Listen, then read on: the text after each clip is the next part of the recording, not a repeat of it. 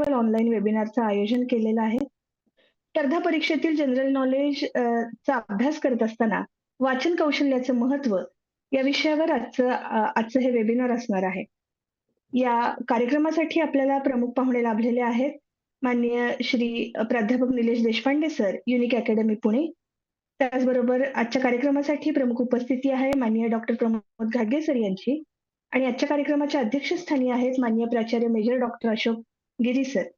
आपणा सर्व मान्यवरांचं मी महाविद्यालयाच्या ग्रंथालय आणि स्पर्धा परीक्षा केंद्राच्या वतीनं हार्दिक स्वागत करते. यानंतर मी कार्यक्रमामध्ये सुरुवातीला आजच्या या कार्यक्रमाचं प्रास्ताविक करण्यासाठी आमच्या महाविद्यालयाच्या ग्रंथालयाचे ग्रंथपाल डॉक्टर सुधीर नगरकर सर यांना विनंती करते की त्यांनी प्रास्ताविक करावं. सर्वांना नमस्कार. प्रिय विद्यार्थी मित्रांनो, आजचा हा विशेष ऑनलाईन राज्यस्तरीय वेबिनार आयोजित करताना आम्हाला अत्यंत आनंद होत आहे. पुणे येथील द युनिक अकॅडमीच्या सहकार्याने जयवंत प्रतिष्ठान होमगाव संचलित आमदार शशिकांत शिंदे महाविद्यालय मेढा येथील संस्थापक अध्यक्ष सन्माननीय आमदार शशिकांत शिंदे साहेब व सचिव माननीय सौ वैशालीताई शिंदे मॅडम यांच्या मार्गदर्शनाखाली हा उपक्रम राबवला जात आहे. मी डॉक्टर सुधीर नगरकर आपले सर्वांचे स्वागत करतो. महाविद्यालयातील ग्रंथालय ज्ञानस्रोत केंद्र आणि स्पर्धा परीक्षा मार्गदर्शन केंद्र यांच्या संयुक्त विद्यमाने आजचा जो विषय आपण ठरवलेला आहे, the importance of reading skills while studying general knowledge for competitive examination. तर या अत्यंत उपयुक्त आणि भविष्य निर्मित करणाऱ्या विषयाचे आज मार्गदर्शनपर व्याख्यान या ठिकाणी आयोजित केलेले आहे. तर स्पर्धा परीक्षा देणाऱ्या विद्यार्थ्यांसाठी वाचन कौशल्य हे ज्ञानार्जनाचे महत्वाचे साधन असते. एमपीएससी, यूपीएससी आणि विविध बँकिंग परीक्षांमध्ये, सर्व प्रकारच्या स्पर्धा परीक्षांमध्ये जनरल नॉलेजचे सखोल आकलन हे यशाचे मुख्य घटक आहेत. तर त्या अनुषंगाने विद्यार्थ्यांना प्रभावी वाचन पद्धती, माहितीची सांगड, संकल्पना समज तसेच स्त्रोतांचं सुयोग्य विश्लेषण याबाबत मार्गदर्शन करण्यासाठी आजचे व्याख्यान अत्यंत उपयुक्त ठरणार आहे. आजच्या या वेबिनारसाठी आपणास मार्गदर्शन करण्यासाठी पुण्यातील द युनिक अकॅडमीचे प्राध्यापक निलेश देशपांडे सर उपस्थित आहेत.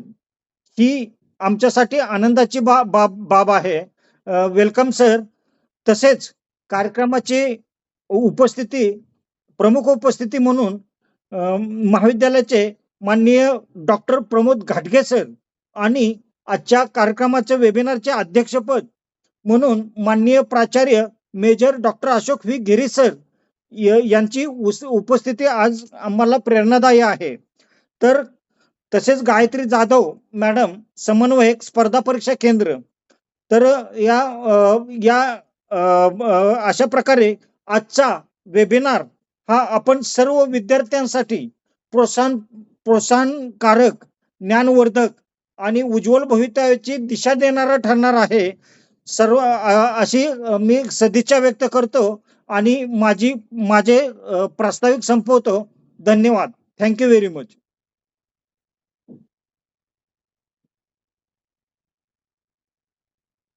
मॅडम, माइक अनम्यूट करा.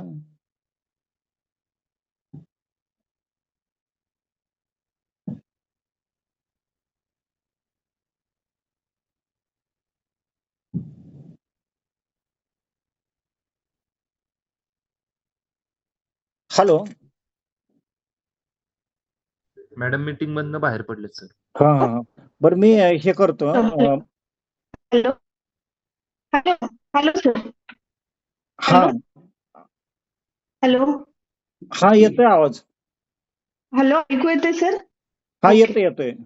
यानंतर मी आजच्या कार्यक्रमासाठी उपस्थित असलेले महाविद्यालय विकास समितीचे आणि महाविद्यालयाचे प्राध्यापक माननीय डॉक्टर प्रमोद घाटगे सर यांना विनंती करते की त्यांनी कार्यक्रमासाठी शुभेच्छा द्याव्यात, आपलं मनोगत व्यक्त करावं. माननीय प्राध्यापक डॉक्टर घाटगे सर.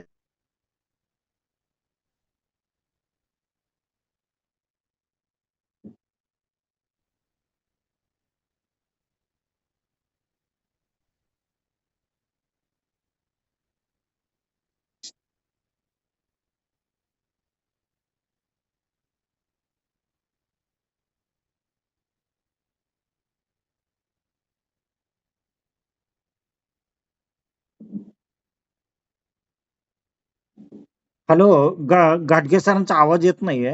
एक मिनिट.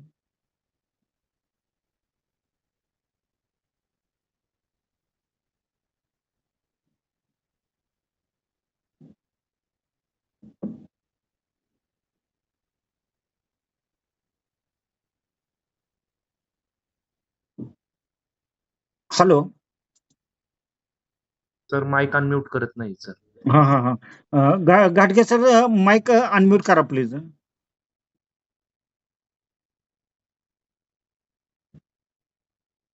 खालच्या बाजूला जे जॉईन ऑडिओ आहे, खाली जे जॉईन ऑडिओ आहे तर तिथं अनम्यूट क्लिक केलं की होईल ते.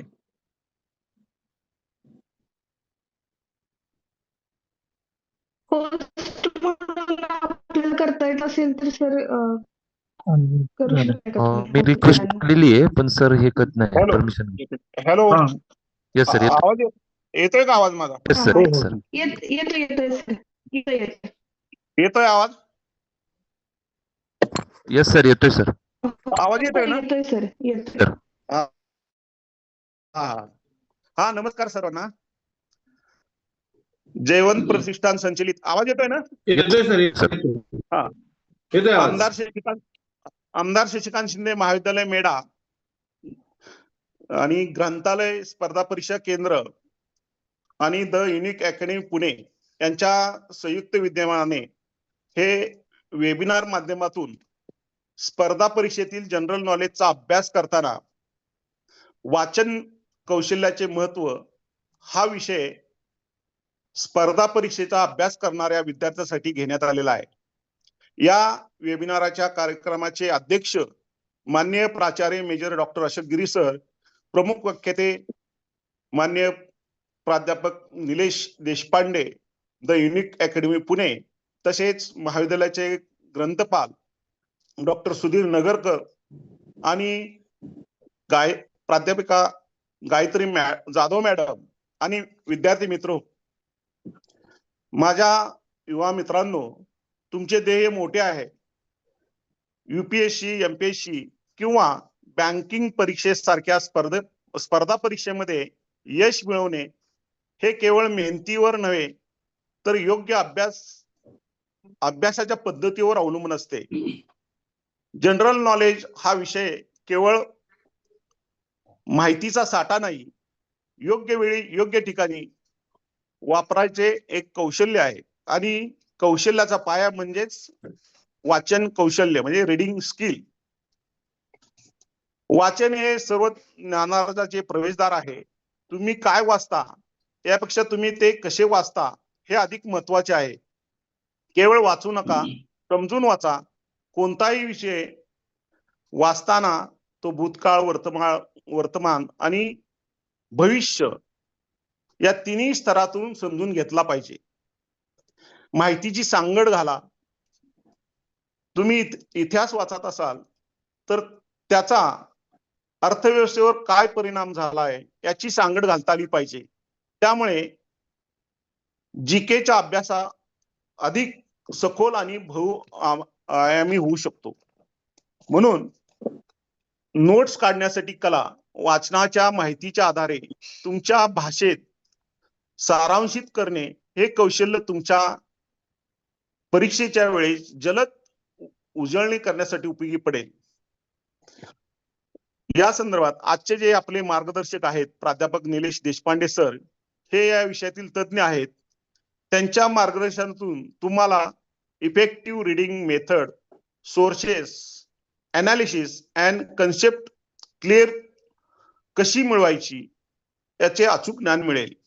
विद्यार्थी मित्रो, ध्येय निश्चित करा, वाचन ही सवय लावा आणि सातत्याने प्रयत्न करा. तुमच्या उज्ज्वल भविष्यासाठी मी माझ्याकडून खूप खूप शुभेच्छा देतो. धन्यवाद. जय हिंद, जय महाराष्ट्र. खूप आभार सर. अतिशय सुंदर शब्दांमध्ये आपण आपले मनोगत व्यक्त केले. धन्यवाद. यानंतर मी आपल्या महाविद्यालयाचे प्राचार्य आदरणीय मेजर डॉक्टर अशोक गिरी सर यांना विनंती करते की त्यांनी आपलं अध्यक्षीय मनोगत व्यक्त करावं. माननीय श्री प्राचार्य मेजर डॉक्टर अशोक गिरी सर. सुप्रभात. माझा आवाज येतोय सगळ्यांना? हो, येतोय सर.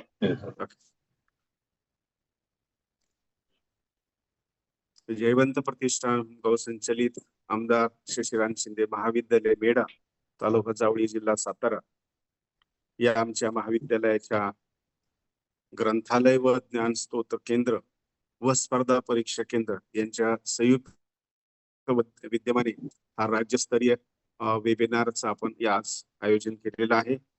आणि ज्यांच्या बरोबर आपण हा वेबिनार आपण आयोजित करत आहोत ते युनिक अकॅडमीचे प्राध्यापक निलेश देशपांडे सर, त्यांचे सगळे हायर अथॉरिटीज. युनिक अकॅडमी आणि आपलं महाविद्यालयांचा अनेक वर्षाचा सहसंबंध आहे. अनेक पद्धतीचे कार्यक्रम आपण या माध्यमातून आपण ऑफलाईन ऑनलाईन दोन्ही पद्धतीने आपण कार्यक्रम घेतलेले आहेत. या सगळ्याच्या पाठीमागचा उद्देश हाच की या डोंगर कपारीतून दऱ्याखोऱ्यातून या ठिकाणी आमच्या महाविद्यालयामध्ये प्रवेश घेणारे सर्व विद्यार्थी, त्या विद्यार्थ्यांना विविध गुण त्यांच्या अंगी यावेत, विविध कौशल्य त्यांच्या अंगी यावीत, यासाठी अनेक पद्धतीचे प्रयत्न या महाविद्यालयातून अतिशय जाणीवपूर्वक आपण करत असतो. तिथे या कामी आमच्या महाविद्यालयाचे डॉक्टर प्रमोदजी घाडगे सर, विद्यमान सदस्य महाविद्यालय विकास समिती, यांचं आम्हाला नेहमीच बहुमूल्य मार्गदर्शन या ठिकाणी मिळत असतं. त्याचप्रमाणे आमच्या संस्थेचे सन्माननीय अध्यक्ष आमदार शशिकांतजी शिंदे साहेब, त्याचप्रमाणे संस्थेच्या सन्माननीय सचिव सौ वैशाली शिंदे मॅडम, सर्व ट्रस्ट बोर्ड यांचा आम्हाला अनेक वेळेस, जवळजवळ प्रत्येक वेळेस आम्हाला प्रचंड सहकार्य मिळत असतं, आशीर्वाद मिळत असतो, पाठिंबा मिळत असतो. आणि त्याच्या जोरावर हे या दऱ्याखोऱ्यातलं छोटस महाविद्यालय आज ए ग्रेड पण क्रॉस करून पुढे चाललेलं आहे तिथे. आणि नॅकच्या या तपासणीमध्ये या तिसऱ्या वेळेस आम्ही ए ग्रेड आम्ही या ठिकाणी मिळवली आहे. आणि याचं सगळं श्रेय या अनेक घटकांना जातं तिथे. तर या सगळ्यामध्ये एक खूप मोठा वाटा आमच्या ग्रंथालय आणि ज्ञान स्तोत्र केंद्राचा यांचा सुद्धा निश्चितच आहे तिथे. कारण या ग्रंथालयाच्या माध्यमातून आपण अनेक गोष्टी करत असतो, अनेक सुविधा विद्यार्थ्यांना देत असतो. ज्ञान, विज्ञान आणि सुसंस्कार त्यांच्यावर घडावेत यासाठी अनेक पद्धतीच्या गोष्टी आपल्याला ज्या करता येतात त्या आपण नक्की करत असतो तिथे. आणि जसं आता आदरणीय घाडगे सरांनी आता उल्लेख की वाचन कौशल्याच्या संदर्भामध्ये अनेक गोष्टी बोलल्या जातात तिथे, पण वाचनाचं सुद्धा कौशल्य असतं हे नंतरच्या काळामध्ये कळालं जातं. जनरली अनेक पद्धतीच्या वाचनाच्या सवयी आहेत. काही लोक एकदम पाठीमागे लागल्यासारखं वाचतात, काही लोक मनात वाचतात, काही लोक मोठमोठ्याने वाचतात, काही लोक आणखी प्रत्येकाच्या पद्धती, many man many minds English मध्ये खूप सुंदर म्हणे, अशा पद्धतीने वाचन केलं जातं. पण वाचन केल्यानंतर ते आपल्या लक्षात किती राहतं, त्याचं आकलन कसं होतं, त्याचं इंटरप्रिटेशन आपण कशा पद्धतीने करतो, हे खूप खूप महत्वाचं आहे. आणि याच्यासाठी युनिक अकॅडमी आणि त्यांचे सर्व तज्ञ मार्गदर्शक यांचं आपल्याला नेहमीच मदत होते. आणि त्याच्यामुळे की आपण नेहमीच्या पठडीतून आपण काम करत राहतो तिथे, पण युनिक अकॅडमी आणि त्यांचे सगळे तज्ञ शिक्षक, मार्गदर्शक, प्राध्यापक यांचं आपल्याला उत्तम पद्धतीचं या ठिकाणी एक संस्कार विद्यार्थ्यांच्यावर करावं आपण करत असतो असं म्हटलं तर काही वावगं होणार नाही. युनिक अकॅडमीच्या बद्दल सर स्वतः सांगतीलच तिथे. आता नुसती महाराष्ट्रातली नाही तर एक भारतातली एक प्रख्यात संस्था म्हणून नावारूपाला आलेली आहे. म्हणजे ह्या महाराष्ट्रामध्ये त्याच माहिती आहे तिथे की अतिशय सुरुवातीच्या काळामध्ये एमपीएससी युपीएससीचा वाटा अतिशय कमी होता विद्यार्थ्यांचा, अतिशय कमी विद्यार्थी पास होत होते. पण युनिक अकॅडमी अशा सारख्या संस्था अनेक पुण्यामध्ये, मुंबईमध्ये आणि दिल्लीमध्ये झाल्या तिथे. आणि त्यांचं एक खूप मोठं या ठिकाणी एक क्रेडिट म्हणावं लागेल किंवा त्यांचं एक मोठा याच्यामध्ये एक हातभार आहे की महाराष्ट्राचा झेंडा खऱ्या अटकेपार रोवण्यामध्ये त्यांचा खूप मोठा एक भाग, त्यांचा एक खूप मोठा त्यांचा पण एक वाटा आहे. असं आपण सिंहाचा वाटा म्हटलं तरी काही वावगं होणार नाही तिथे. कारण नेहमीच्या पद्धतीतून अभ्यास करणं आणि स्पर्धा परीक्षेच्या माध्यमातून अभ्यास करणं आणि युनिक अकॅडमी त्यांच्यासारख्या तज्ञ शिक्षकांच्या नजरेतून आणि त्यांच्या ज्या पद्धतीने ते शिकवले जातात, त्यांच्या काही टेक्निक्स असतात, त्याच्या पद्धतीतून शिकणं हे खूप खूप आनंददायी असतं तिथे. कारण शेवटी आपले हिंदीमध्ये खूप सुंदर म्हणे, जो जिता वही सिकंदर. तिथे तुम्ही त्या 2 तासामध्ये 3 तासामध्ये तुम्ही कशा पद्धतीने परीक्षा देता, कशा पद्धतीने परीक्षेला सामोरं जाता आणि कशा पद्धतीने या सर्व संकटावर मात करून तुम्ही ज्या गोष्टी कराव्या लागतात त्या कशा पद्धतीने आपण करत असतो ह्याला जास्त महत्व आहे तिथे. कारण लाखो विद्यार्थी बसत आहेत परीक्षेला आणि त्यातले काही शेकडा विद्यार्थी ह्याच्यामध्ये उत्तीर्ण होतात. त्याचं प्रमाण अतिशय कमी आहे तिथं आणि त्याच्यामुळे त्या लाखो विद्यार्थ्यातून शेकडो विद्यार्थ्यामध्ये आपल्याला जर तिथं जायचं असेल तर आपल्याला एक चांगल्या पद्धतीचं ज्ञान, अनुभव, टेक्निक्स याची शिदोरी आपल्याला नक्कीच हवी असते आणि ती शिदोरी किंवा ती टेक्निक्स आणि त्या विविध पद्धतीच्या ज्या काही ज्या गोष्टी आहेत किंवा जी काही मार्गदर्शन आहे ते नक्कीच युनिक अकॅडमी त्यांच्यासारख्या त्यांच्याकडे असलेल्या गुणी प्राध्यापकांकडून आपल्याला नक्कीच मिळत असते. राज्यभरातून या ठिकाणी अनेक लोक या वेबिनारला जॉईन झालेले आहेत. मी आमच्या महाविद्यालयाच्या तर्फे आणि आमच्या संस्थेच्या तर्फे या सगळ्यांचं अतिशय मनपूर्वक मी या ठिकाणी स्वागत करतो आणि आपला फार वेळ न घेता आपण मी प्राध्यापक निलेश देशपांडे सर यांना खूप खूप धन्यवाद देतो. युनिक अकॅडमीच्या सर्व वरिष्ठांना सुद्धा धन्यवाद देतो की अनेक वर्षापासून जे आपली जी लिगसी आहे, एक आपले ऋणानुबंध आहेत ते असेच चालू राहावेत आणि भविष्यात ते वृद्धिंगत व्हावेत आणि आपल्या उत्कृष्ट मार्गदर्शनाचा आमच्या महाविद्यालयातील विद्यार्थ्यांना, या सातारा जिल्ह्यातील, या जावळी तालुक्यातील विद्यार्थ्यांना उत्तम पद्धतीने फायदा व्हावा आणि आमचे विद्यार्थी, आमच्या महाविद्यालयातले विद्यार्थी, आमच्या खेडेपाड्यातला फार गरिबाचा विद्यार्थी या ज्ञान यज्ञामध्ये तावून सुलाखून निघून त्यांनी महाराष्ट्रात नाही तर दिल्लीवर सुद्धा त्यांनी स्वारी करावी आणि युपीएससीच्या परीक्षेत, एमपीएससीच्या परीक्षेत घवघवीत यश मिळवावं आणि त्याच्यासाठी आपण नक्कीच सगळेजण प्रयत्न करत असतो. तिथे परत एकदा मी या ठिकाणी या वेबिनारचं आयोजन करणारे प्राध्यापक डॉक्टर सुधीर नगरकर सर, आमच्या या सगळं पाहणाऱ्या प्राध्यापिका गायत्री जाधव मॅडम आणि आमचे सर्व सहकारी डॉक्टर प्रमोदजी घाडगे सर आणि आमचे ट्रस्ट बोर्ड, आमचे अध्यक्ष, आमच्या संस्थेचे सचिव, या सगळ्यांच्या प्रती मी एक आदरभाव दाखवतो, कृतज्ञता व्यक्त करतो आणि पुढील सूत्र मी जाधव मॅडम आणि नगरकर सरांच्याकडे सोपवतो. धन्यवाद. जय हिंद, जय महाराष्ट्र. धन्यवाद सर. आपल्या अतिशय प्रेरणादायी अशा मनोगताबद्दल मी मनापासून आभार मानते. यानंतर आता आपण प्रमुख कार्यक्रमाकडे वळणार आहोत. आजच्या कार्यक्रमासाठी जे प्रमुख पाहुणे लाभलेले आहेत ते आता आपल्याला व्याख्यान देतील आणि आपल्याला मार्गदर्शन करतील. पण तत्पूर्वी त्यांचा परिचय आपण सर्वांशी करून देण्याची माझी जबाबदारी आहे. तर मी आपल्या आजच्या प्रमुख पाहुणे माननीय श्री निलेश देशपांडे सर यांचा परिचय थोडक्यात करून देते. आपल्याला आजचे जे प्रमुख पाहुणे लाभलेले आहेत ते अत्यंत बहुआयामी आणि प्रेरणादायी असं व्यक्तिमत्व आहे. सरांचं MA इंग्रजीमधून पूर्ण झालेलं आहे, तसेच त्यांनी डिप्लोमा इन टीचर्स एज्युकेशन पूर्ण केलेलं आहे. सध्या ते the unique institute of higher learning येथे 2017 पासून प्राध्यापक म्हणून कार्यरत आहेत. त्यांना अध्यापन क्षेत्राचा दांडगा अनुभव असून ते मराठी, इंग्रजी, इतिहास, मानसशास्त्र आणि राज्यशास्त्र यासारख्या विविध विषयांचे मार्गदर्शन करतात. शिक्षण क्षेत्रासोबतच साहित्य क्षेत्रातही त्यांचे मोठे योगदान आहे. लोकमत वृत्तपत्रातील त्यांची मराठी व्याकरण लेखमाला आणि लोकसत्तामधील MPSC निबंध लेखमाला अत्यंत गाजल्या आहेत. याशिवाय ते मराठी व्याकरण पुस्तक आणि मराठी व इंग्लिश सराव प्रश्नपत्रिका या पुस्तकांचे लेखक आहेत. ते अत्यंत उत्कृष्ट असे मोटिवेशनल स्पीकर आहेत. त्यांनी आजपर्यंत स्पर्धा परीक्षा, करिअर मार्गदर्शन यासारख्या विविध विषयांवर अनेक व्याख्यानं दिलेली आहेत. त्यांच्या मार्गदर्शनाचा हजारो विद्यार्थ्यांना लाभ झालेला आहे. केवळ करिअरच नाही तर सामाजिक बांधिलकी जपण्यातही सर अग्रेसर असतात. रक्तदान शिबिरे, पोलीस मित्र उपक्रम आणि ग्राम स्वच्छता मोहीम यामध्ये त्यांचा सक्रिय सहभाग असतो. विशेषतः अनाथ आणि गरीब मुलांना शिक्षणासाठी मदत आणि प्रोत्साहन देण्याचं उदात्त कार्य ते करत असतात. सरांच्या व्यक्तिमत्वाचा आणखीन एक पैलू म्हणजे त्यांचे क्रीडाप्रेम. ते राज्यस्तरीय कबड्डीपटू आहेत.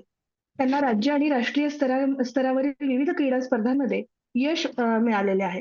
अशा या हरहुन्नरी, अभ्यासू आणि सामाजिक भान असणाऱ्या व्यक्तिमत्वाचं मी आज आपल्या आजच्या कार्यक्रमामध्ये सहर्ष स्वागत करते. आपले अतिशय मनःपूर्वक स्वागत आहे सर. आणि यानंतर मी आपणास विनंती करते की त्यांनी आपल्या या सगळ्या विद्यार्थ्यांना आम्हाला मार्गदर्शन करावं. मान्य श्री निलेश देशपांडे सर. मनपूर्वक धन्यवाद मॅडम. सर्वप्रथम मी आयोजकांचं, नगरकर सर, जाधव मॅडम, प्राध्यापक, प्राचार्य सर्वांचंच आणि महाविद्यालयाचे आभार मानतो की एक अत्यंत महत्वाचा विषय जो सर्वच परीक्षांसाठी, अभ्यासासाठी आणि मी तर म्हणेन की संपूर्ण आयुष्यभरासाठी उपयुक्त असलेला एक वेगळ्या धाटणीचा विषय आज या ठिकाणी घेतलेला आहे. आपला विषय आहे स्पर्धा परीक्षेतील जनरल नॉलेज म्हणजे सामान्य ज्ञान. याचा अभ्यास करत असताना त्या अभ्यासामध्ये वाचन कौशल्य हे एक महत्वाचं कौशल्य असतं. त्या वाचन कौशल्याचं महत्व, आता आपण महत्वाचा केंद्रबिंदू जो आहे म्हणजे पूर्ण विषय समजून घेतल्यानंतर एक महत्वाची बाब लक्षात येते की आपला मुख्य गाभा जो आहे तो आहे वाचन कौशल्य. आणि म्हणून मी या ठिकाणी जी स्लाइड इथं तुम्हाला दाखवली आहे स्पष्टपणे लिहिलेलं आहे की वाचन कौशल्य. आता स्पर्धा परीक्षेचा अभ्यास करताना तर वाचन कौशल्याचा उपयोग होतोच, परंतु तुम्ही ज्या इयत्तेमध्ये असाल, ज्या परीक्षेचा अभ्यास करत असाल, मग ती परीक्षा महाविद्यालयीन असो, स्पर्धा परीक्षेची असो अथवा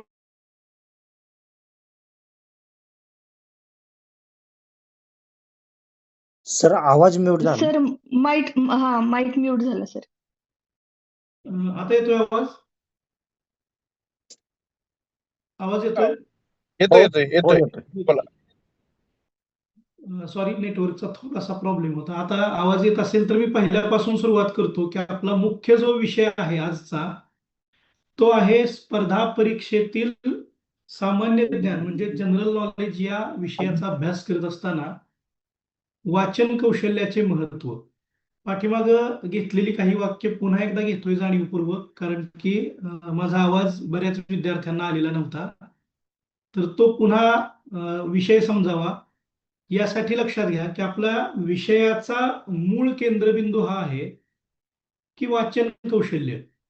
आता वाचन कौशल्य हे असं आहे की जे तुम्ही स्पर्धा परीक्षा करत असाल अथवा महाविद्यालयीन परीक्षा देत असाल अथवा कोणत्याही परीक्षा देत असाल अथवा तुम्ही परीक्षाच देत नाही परंतु सहज म्हणून तुम्ही आवड म्हणून वाचत आहात, तरी देखील वाचन कौशल्य नावाची जी बाब आहे यामध्ये कौशल्य याला जाणीवपूर्वक स्किल असं म्हटलंय. मग आता मी या विषयाच्या मूळ गाभ्याकडे येतो की भाषा शिकत असताना काही कौशल्य ठरवली गेली आहेत. मग ही कौशल्य किती आणि कोणती हे आधी समजून घेणं गरजेचं आहे. लक्षात घ्या की भाषा शिकत असताना स्पर्धा परीक्षेचा अभ्यास तर आपण करतो आहोत, पण भाषेच्या दृष्टिकोनातून मुख्य 4 कौशल्यांचा अभ्यास आपल्याला दिलेला आहे.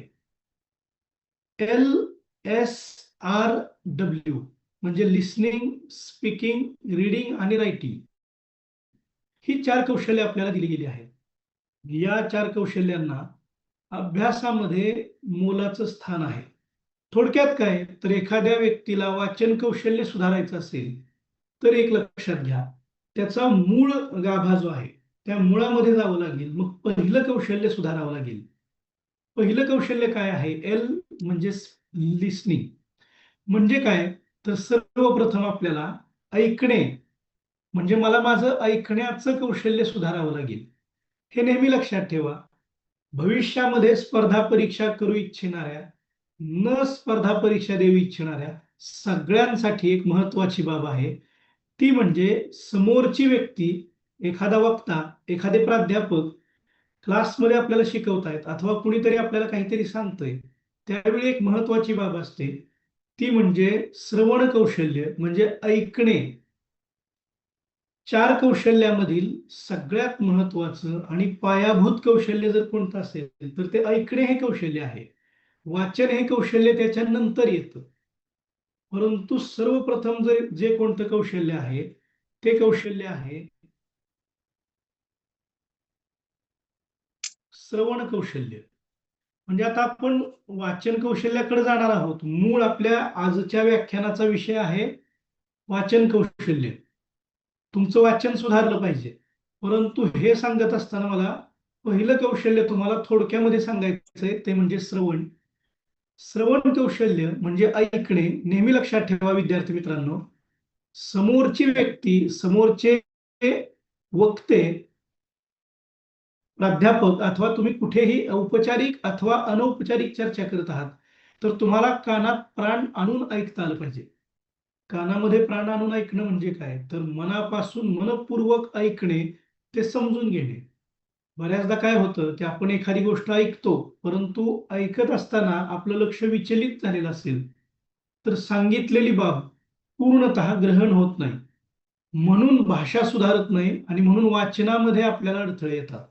आणि मग सगळ्यात महत्वाचं पहिलं कौशल्य श्रवण कौशल्य. श्रवण कौशल्य सुधारण्यानं काय होतं की आपण जे बोलतो, चांगले शब्द ऐकलेलेच बोलताना वापरले जातात. समजा घरामध्ये एखादे पालक असतील आणि पालकांच्या मुखातून सातत्यानं काही अपशब्द जरी येत असतील तर त्यांचा मुलगा बाहेर कुठेतरी बोलताना ते शब्द सहज वापरतो. थोडक्यात काय तर अनुकरण प्रियता. ही अनुकरण प्रियता असल्यामुळे विद्यार्थ्यांनी तेच ऐकलं पाहिजे जे भविष्यामध्ये वाचताना अगर लिहिताना चांगलं असेल, उपयुक्त असेल. आणि म्हणून चांगले विचार, व्याख्याने ही ऐकली पाहिजेत. जी व्याख्याने आपल्या विचारांची मशागत करतात, जी आपल्याला खूप चांगल्या प्रकारे काहीतरी ज्ञान देतात, ज्ञानार्जन होतं, ती व्याख्यानं आपण ऐकणं गरजेचं आहे. आता कोणती व्याख्यानं ऐकावीत याचा मी शेवटी संदर्भ देतोच. परंतु पहिलं कौशल्य बघितल्यानंतर दुसरं कौशल्य आहे ते म्हणजे कथन कौशल्य, म्हणजे बोलण्याचं स्किल. LSR आणि W ही कौशल्य आहेत. मी अगदी बाकीच्या कौशल्यांना कमी वेळ देणार आहे. मुख्य बाब जी आहे वाचन, इथं मी लगेच येणार आहे कारण मला आजचा विषय जो दिला गेलेला आहे तो वाचन कौशल्याचा आहे. आता बघा, कथन कौशल्य म्हणजे बोलण्याचं जे स्किल आहे ते कौशल्य तुमचं जर विकसित व्हावयाचं असेल तर तुम्ही चांगलं ऐकलं पाहिजे. तुम्ही अपशब्द ऐकले तर आपण अपशब्दच वापरतो, पण आपण जर चांगलं ऐकलं तर आपण खूप चांगल्या पद्धतीनं बोलू शकतो. आताच निवेदन करणाऱ्या आपल्या ज्या गायत्री मॅडम आहेत त्यांचं अगदी काही क्षणाचं का होईना पण मी मगाशी निवेदन मनपूर्वक ऐकलं. मी बातम्या ऐकतोय असं वाटलं. म्हणजे न्यूज चॅनलवरती बातम्या देणारे जे लोक असतात त्याही पेक्षा उत्तम प्रतीचं निवेदन मॅडम देत होत्या. थोडक्यामध्ये काय तर त्यांचं कौशल्य जे आहे, कथन कौशल्य, ते त्याचमुळे सुधारलेलं आहे कारण त्यांनी तशा पद्धतीचे चांगले प्रमाण शब्द ग्रहण केलेत, म्हणजे ऐकलेत. म्हणजे त्यांचं पहिलं आणि दुसरं कौशल्य हे खूपच ताकदीचं आहे हे आपल्या लक्षात येतं. आता लक्षात घ्या की कथन कौशल्य सुधारल्याचा एक महत्वाचा फायदा की आपण तेच शब्द चांगल्या पद्धतीने वापरतो. म्हणजे बोलणे ही एक औपचारिक आणि चांगली पद्धती आहे. त्यानंतर तिसरं एक महत्वाचं कौशल्य आहे वाचन कौशल्य, जो आजच्या व्याख्यानाचा मूलभूत घटक आहे वाचन कौशल्य.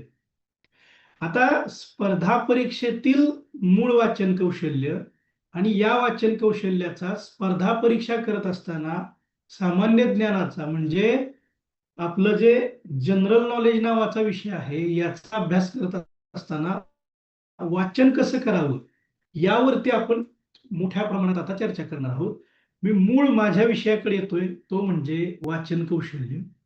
लक्षात घ्या, सगळ्यात पहिल्यांदा मला सगळ्यांना एक महत्वाची बाब सांगायची ती ही की कुणाचं तरी वाचन कौशल्य खूप गतिशील आहे मग माझं असलं पाहिजे, किंवा कुणाच्या तरी वाचनाला गती असेल तर त्याचं वाचन कौशल्य खूप चांगलं आहे, हा भ्रम डोक्यातून काढा. वाचनाचं स्पीड म्हणजे वाचनाची गती किती आहे यावरती आकलन ठरलेलं नसतं आणि गतीपेक्षा आकलन महत्त्वाचं. तुमच्या वाचनाची गती खूप असेल, अगदी तुम्ही 5 ते 6 मिनिटामध्ये एक पान वाचत असाल, पण दिवसभर वाचल्यानंतर किंवा तास 2 तास वाचल्याच्या नंतर शेवटी त्यातला काहीच अर्थ समजला नसेल तर त्या गतिशील वाचण्याचा फायदा काय? आणि जर तुम्ही वाचण्यासाठी वेळ लावताय, तुम्हाला समजून घेत वाचताय तुम्ही, पण अगदी कमी पानं वाचली, एका तासामध्ये इतर लोकांना 10 पानं होतात, तुम्ही 5च पानं वाचली, पण ती पानं वाचलेली तुम्हाला ग्रहण होत असतील, तुम्हाला आकलन होत असतील, तर निश्चितपणे तुम्ही योग्य पायरीवर आहात, योग्य ट्रॅकवर आहात. मला हे सांगायचंय की वाचन कौशल्यामध्ये स्पर्धा नसते. वाचन कौशल्यातली स्पर्धा स्वतःशी असते. बऱ्याच वेळा एखाद्या सप्त्यामध्ये ज्ञानेश्वरी वाचताना जसं स्पीड लावलं जातं मोठमोठ्यांदा, तसं स्पीड दैनंदिन अभ्यासामध्ये नाही लावायचं. इथं सगळ्यात महत्वाची बाब आहे ती म्हणजे आकलन. आकलन म्हणजे पाठांतर नाही, हे लक्षात घ्या. आता स्पर्धा परीक्षेच्या दृष्टिकोनातून मी बोलतोय. स्पर्धा परीक्षेमध्ये मग तुम्ही UPSC द्याल, MPSC द्याल, गट ब आणि गट क कोणतीही परीक्षा दिली तरी वाचन कौशल्य, वाचन हे तुम्हाला 5वीला पुजलेलं आहे. रोज तुम्हाला वाचणे आहेच म्हणजे आहे. एकही दिवस न वाचता पुढे जाता येणार नाही. मग वाचावे कसे? तर अशा पद्धतीनं आपण वाचलं पाहिजे की ते वाचलेलं चांगल्या पद्धतीनं आकलन झालं पाहिजे. आता बऱ्याचदा आपण अभ्यासिकेमध्ये बसतो, आपण वाचनासाठी बसतो, पण ग्रहणशीलता, वाचनाची बैठक तुलनेनं तेवढी मोठ्या प्रमाणात आपली असतेच अशी नाही. वाचनाची जी बैठक आहे ती लहानपणापासून एखाद्याची खूप चांगली असू शकते, मात्र वाचनाची बैठक सगळ्यांचीच चांगली असेल असं नाही, तर ती हळूहळू आपल्या प्रयत्नानं सुधारते. आता मूळ महत्वाची बाब मला तुम्हाला या ठिकाणी सांगायची की बऱ्याच वेळा आपण वाचन करायला लागतो, आपण अभ्यासिकेमध्ये जातो, पुस्तक उघडतो, उघडलेलं पुस्तक आपण वाचतोय वाचतोय वाचतोय, परंतु असं कधी झालंय का तुमच्या बाबतीमध्ये की मी फक्त समोर पुस्तक ठेवलंय, पानं उलटतोय आणि बऱ्याच वेळानंतर लक्षात आलंय की मी काय वाचलं हे मलाच लक्षात नाहीये, किंवा वाचत वाचत मी गावाकडे कुठेतरी गेलोय, कॉलेजच्या अवतीभोवती फिरतोय, म्हणजे मी शरीरानं अभ्यासिकेत आहे, मन माझं कुठेतरी अवतीभोवती फिरतंय. विचलितता, ही विचलितता मानसशास्त्राकडे झुकवते. मग असं कधी होतं ज्यावेळी तुमच्या मनामध्ये एकच विचार नसतो, अनेक विचार खेळत असतात, त्यावेळी तुमचं वाचन डिस्टर्ब होऊन जातं.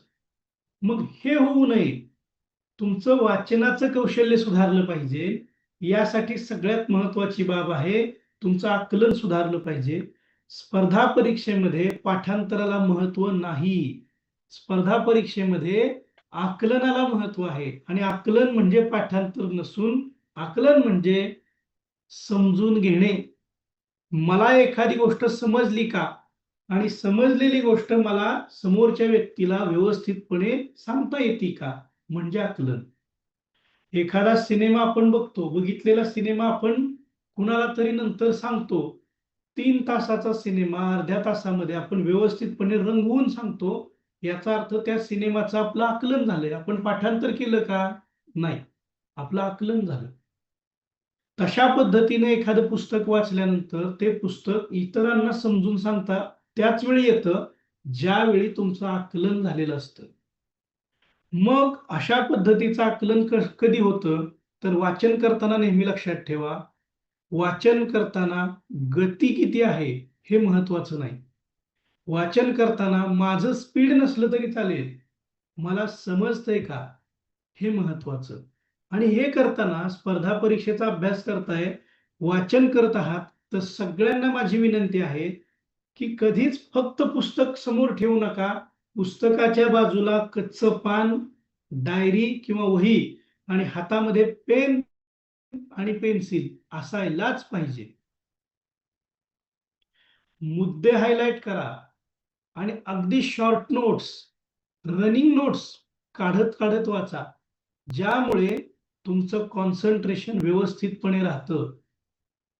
हेच वाचन कौशल्य. मगाशी मी तुम्हाला सांगितलं की बऱ्याच वेळा आपण वाचतो, पण वाचत असताना कुठेतरी मन गावाकडे फिरून येतं, बाजारात फिरून येतं, वेळ जाऊन येतं, तळ्याकाठी फिरून येतं. हे जर होत असेल तर दररोज पहाटे उठा आणि किमान 15 ते 20 मिनिटे मेडिटेशन करा.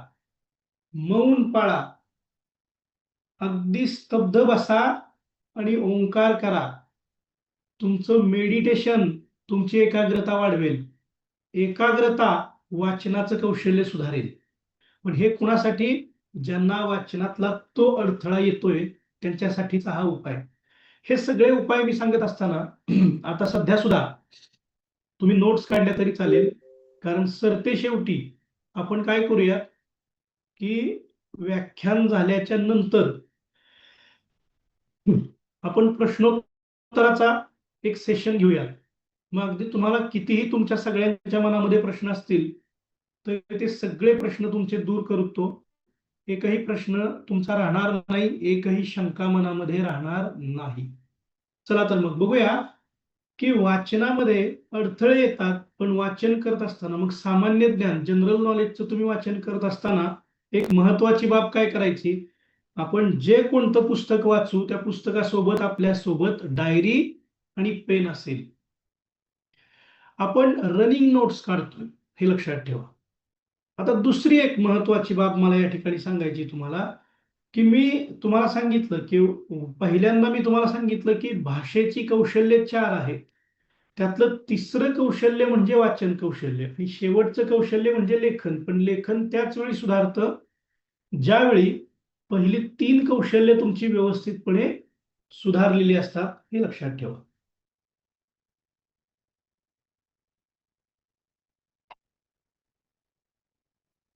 आता सगळ्यात महत्वाची बाब आहे ते म्हणजे वाचनाचे टप्पे. या ठिकाणी मला तुम्हाला वाचनाचे टप्पे सांगणं फार महत्वाचं वाटतं. मित्रांनो, वाचनाचे 3 टप्पे आहेत. तुम्ही जर नोट्स काढत असाल मी सांगताना तर ते व्यवस्थितपणे लिहून घ्या तुमच्याकडे की वाचनाचे 3 टप्पे आहेत. 3 टप्पे कोणते? तर प्रथम वाचन, द्वितीय वाचन आणि तृतीय वाचन. First reading, second reading, third reading. आता मी पुन्हा समजावून सांगतो की पहिलं वाचन, प्रथम वाचन जे तुम्ही जनरल नॉलेजचं करत असाल हे सगळ्याच विषयांना लागू पडतं. तर प्रथम वाचन करत असताना समोर तुम्ही जे तुमचं पुस्तक आहे त्या पुस्तक वाचत असताना हातामध्ये पेन्सिल ठेवा आणि पेन्सिलने खुणा करत करत वाचा. पहिल्या वाचनाच्या वेळी जे कोणतं पुस्तक तुम्ही हातामध्ये घेतलेलं असतं त्या पुस्तकातील सगळे मुद्दे महत्वाचे वाटतात. पण सगळेच मुद्दे महत्वाचे आहेत का? सगळ्याच मुद्द्यांना नोट्स मध्ये लिहून घेतलं तर जसंच्या तसं पुस्तक डबल लिहून काढावं लागेल. हे होऊ नये यासाठी प्रथम वाचन करत असताना हातामध्ये पेन्सिल घ्या आणि हायलाइट करत वाचा. समजा तुम्ही वाचत असलेलं पुस्तक 500 पानांचं आहे. या 500 पानांचं पुस्तक तुम्ही वाचलं तर वाचत असताना सर्वप्रथम तुम्ही हातामध्ये पेन्सिल घ्याल. पेन्सिलने महत्वाच्या मुद्द्यांना खुणा करत तुम्ही वाचलं. हे झालं प्रथम वाचन. तेच पुस्तक परत घ्यायचं आणि तेच खुणा केलेलं पुस्तक दुसऱ्यांदा वाचायचं. याला म्हणतात द्वितीय वाचन, सेकंड रीडिंग.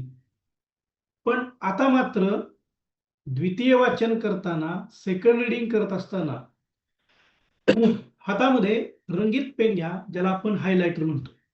आता बघा, तुम्ही पहिल्यांदा वाचन करत असताना कशानं खुणा केल्यात? पेन्सिलने खुणा केल्यात. दुसरं वाचन करत असताना तुम्ही काय करत आहात? हायलायटर घेतलेला आहे आणि हायलायटर घेऊन रंगीत पेनाने खुणा करत आहात. आता मात्र खुणा करताना लक्षात येतं की पहिल्या वाचनाच्या वेळी सगळेच मुद्दे महत्वाचे वाटले होते. दुसऱ्या वाचनाच्या वेळी लक्षात येतं की अरे सगळं महत्वाचं नाही, बराचसा भाग तर मला वाचून कळतोय, लक्षात राहतोय, आकलन होतोय, नोट्स म्हणून लिहिण्याची मला गरज नाहीये, हे लक्षात येतं. मग पहिल्या वाचनाच्या वेळी पेन्सिलने खुणा केलेल्या दुसऱ्या वाचनाच्या वेळी हायलायटरने खुणा करताना कमी होतात. आता तृतीय वाचन, थर्ड रिडिंग ज्याला आपण म्हणतो ते. परत एकदा बघा, कदाचित तुम्हाला समजलं असेल, नसेल समजलं तर शेवटच्या टप्प्यामध्ये मी तुम्हाला समजावून सांगणारच आहे. शेवटी सगळ्यांचे प्रश्न आपण घेऊयात. अगदीच काही प्रश्न कुणाला विचारायचे नसतील तर कमेंट बॉक्स मध्ये तुम्ही लिहून मला प्रश्न पाठवले तरी चालतील, काळजी करू नका. म्हणजे एखाद्या व्यक्तीला बोलायचं नसेल पण प्रश्न आहे तर कमेंट बॉक्स मध्ये तुम्ही कमेंट नक्की करा, मी तुमच्या प्रश्नाचं उत्तर देईन, मी ते तपासतोय.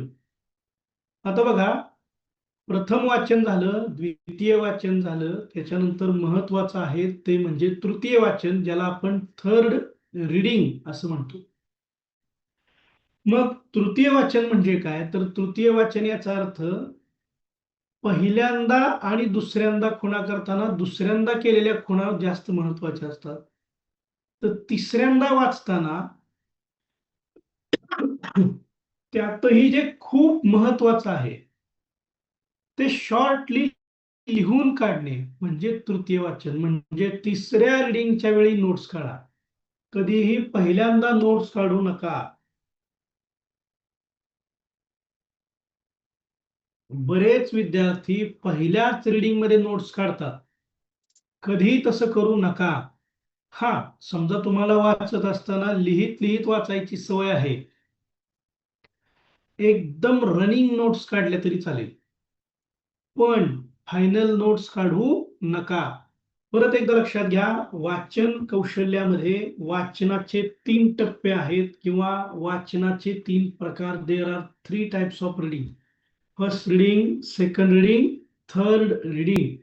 प्रथम वाचन, द्वितीय वाचन, तृतीय वाचन. मी परत एकदा सगळ्यांना सांगतो, प्रथम वाचन करत असताना स्पर्धा परीक्षेमध्ये कधीही पहिल्या वाचनामध्ये नोट्स काढू नका. दुसऱ्या वाचनामध्ये सुद्धा नोट्स लिहू नका. पहिल्या वाचनामध्ये हातामध्ये पेन्सिल घ्या आणि खुणा करा आणि वाचा, समजून घ्या. पहिलं वाचन समजून घेणे. सेकंड रिडिंग, द्वितीय वाचन. द्वितीय वाचन म्हणजे मला जे समजलेलं आहे त्यातलं आणखी शॉर्ट करणे, मग कलर पेन न खुणा करणे म्हणजे सेकंड रिडिंग. आणि थर्ड रिडिंग, तृतीय वाचन, याचा अर्थ तिसऱ्या वाचनामध्ये नोट्स काढणे, नोट्स मेकिंग. या नोट्स काढत असताना, तिसऱ्या वाचनाच्या नोट्स काढत असताना सगळ्यात महत्वाची बाब असेल, एक प्रत्येक घटकाला स्वतंत्र पान तयार करा आणि त्याच्यावरती मुद्दे व्यवस्थितपणे शॉर्ट बट स्वीट लिहा. परत एकदा सांगेन तुम्हाला, वाचन करत असताना कधीही फक्त पुस्तक घेऊन वाचू नका. हातामध्ये पेन्सिल किंवा पेन आणि कच्चं पान किंवा डायरी असायलाच पाहिजे, तर एकाग्रता राहते, कॉन्सन्ट्रेशन राहतं. त्याचं कारण असं आहे की स्पर्धा परीक्षेचा अभ्यास आणि त्याचा आवाका मोठ्या प्रमाणामध्ये आहे. हा प्रचंड मोठा असलेला आवाका लगेच तुम्हाला सहज समजेलच असं नाही, तो समजावा, तो आवाका तुम्हाला जड वाटू नये यासाठी म्हणून व्यवस्थितपणे हळूहळू वाचायचंय. पहिल्यांदाच मी सांगितलं, वाचनाची गती इतरांची किती आहे तेवढीच माझी असावी असं नाही. अनेक अभ्यासिकेंना भेटी देत असतो किंवा मी पण अभ्यास करायचो त्यावेळी माझे अनुभव आहेत. त्यातला एक महत्वाचा अनुभव सांगतो तुम्हाला. आता वाचनात येणारे अडथळे, वाचन कौशल्य जर सुधारायचं असेल तर वाचनात येणाऱ्या अडथळ्यांवर मात करावी लागेल. मग वाचनात येणाऱ्या अनेक अडथळ्यांपैकी एक महत्वाचा अडथळा आहे तो म्हणजे मोबाईल. खूप मोठा अडथळा, भ्रमणध्वनी. हा भ्रमणध्वनी तुम्हाला कुठे, कधी, कशा पद्धतीने भ्रमण करायला लावेल सांगताच येत नाही. अगदी तुम्हाला सांगतो, मुलांचं वाचन करत असताना निम्म लक्ष मोबाईलमध्ये राहतं. मग एकाग्रता कशी वाढेल? तुम्हाला जर एकाग्रता वाढवायची आहे, तुम्हाला जर तुमचं कॉन्सन्ट्रेशन वाढवून गती वाढवायची आहे, तर मोबाईल दूर ठेवावा लागेल. वाचनाच्या वेळेमध्ये मोबाईलला दूर ठेवा. बरं, दुसरी गोष्ट, मोबाईल घातक आहे का? तर आहे. पण मोबाईल अभ्यासामध्ये उपयुक्त आहे का? आहे. पण त्याचा उपयोग तुम्ही कशा पद्धतीने करता याच्यावरती अवलंबून आहे. आता परत एकदा बघा, आपलं सेमिनार टप्प्याटप्प्याने पुढे चाललंय. पहिल्यांदा मी तुम्हाला काय सांगितलं? भाषेची 4 कौशल्य, LSRW. परत काय सांगितलं? तर परत मी तुम्हाला सांगितलं वाचनाचे 3 टप्पे, प्रथम वाचन, द्वितीय वाचन, तृतीय वाचन. आणि आता मी तुम्हाला सांगतोय वाचनात कौशल्य सुधारूयात आपण, पण कौशल्य सुधारण्यात येणाऱ्या अडचणीतला एक महत्वाचा भाग आहे तो म्हणजे तुमचा मोबाईल. मोबाईलमध्ये, सगळ्यांच्या मोबाईलमध्ये दिसणारे इंस्टाग्राम, टेलिग्राम, व्हॉट्सअप, ट्विटर, त्याला आता एक्स अकाउंट म्हणतात, आणि फेसबुक. मी म्हणतच नाही की हे वापरू नका. माझं मत आहे की मोबाईलचा वापर तुम्हाला चांगल्या प्रकारे करता येतोय का हे महत्वाचं. मोबाईल फेकून देऊ नका, मोबाईल वापरा, पण मोबाईलचा वापर, मोबाईलचा रोज तुम्हाला जो 1.5 GB डेटा मिळतो तो तुम्ही अभ्यासाचं सर्चिंग करण्यासाठी वापरा,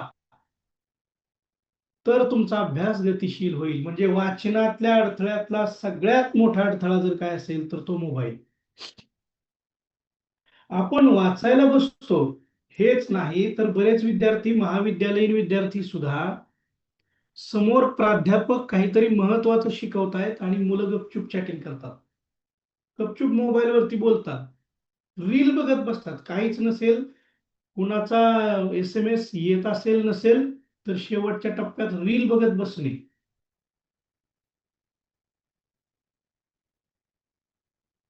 मग जर तुम्ही वाचन कौशल्य सुधारण्यासाठी सगळ्या बाबी करायला तयार आहात, आम्ही सांगायला तयार आहे, पण जर तुम्ही मोबाईल पासून वाचनाच्या कालावधीमध्ये दूर होणार नसाल तर तुमचं वाचन कौशल्य, आकलन कौशल्य सुधारणार नाही, हे लक्षात घ्या.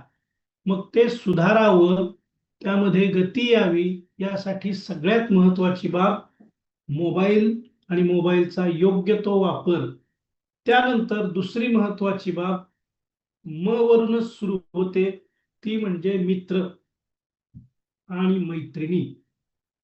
स्पर्धा परीक्षा करत आहात, वाचन करत आहात, वाचन करत असताना अभ्यासिकेमध्ये तुम्ही बसलेला असाल, अगदी तुमचं कॉन्सन्ट्रेशन आता व्हायला लागलंय, तोपर्यंत अचानक एखादा मित्र येतो आणि सहज लांबून म्हणतो, चहाला चल. बोलत सुद्धा नाही, तो बोलतही नाही, फक्त लांबून इशारा करतो, असं लगेच मुलांना कळतं चहा.